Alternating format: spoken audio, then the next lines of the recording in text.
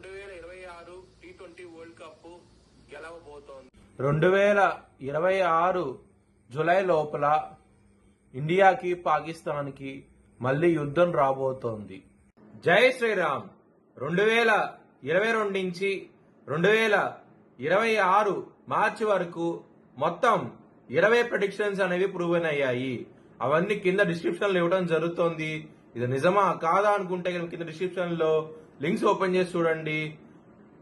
నిజమైతేనే నా ఛానల్ ని సబ్స్క్రైబ్ చేసుకోండి. కన్యా రాశికి అధిపతి బుధుడు. కన్యా రాశిలో హస్త 4 పాదాలు, చిత్త 1, 2 పాదాలు, ఉత్తర 2, 3, 4 పాదాలు ఉంటాయి.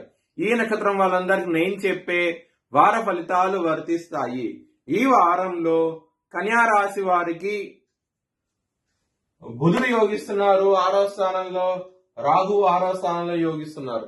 2 గ్రహాలు మాత్రమే యోగిస్తాయి. మిగతా గ్రహాలు వ్యతిరేకత ఫలితాలు ఉన్నాయి. పెసలు దానం చేయండి, బ్రాహ్మణుడికి నరసింహస్వామిని దర్శించండి. ఈ వారంలో చాలా మంచి ఫలితాలు ఉంటాయి. సోమవారం రోజు ముఖ్యమైన పనులు స్టార్ట్ చేస్తే ఖచ్చితంగా విజయం సాధిస్తారు. బుధ, శుక్ర, శనివారాల్లో ముఖ్యమైన పనులు స్టార్ట్ చేయకండి.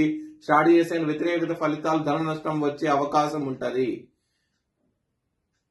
కన్యా రాశి వారికి ఇక్కడ గురు భగవానుడు దశమ స్థానంలో ఉన్నారు కాబట్టి వృత్తిపరంగా మాత్రం ఎటువంటి ప్రాబ్లమ్స్ ఉండవు. చాలా చాలా సంతోషంగా అవుతూ ఉంటారు. కుటుంబాధిపతి అయిన శుక్రుడు 8వ భావంలో ఉన్నాడు.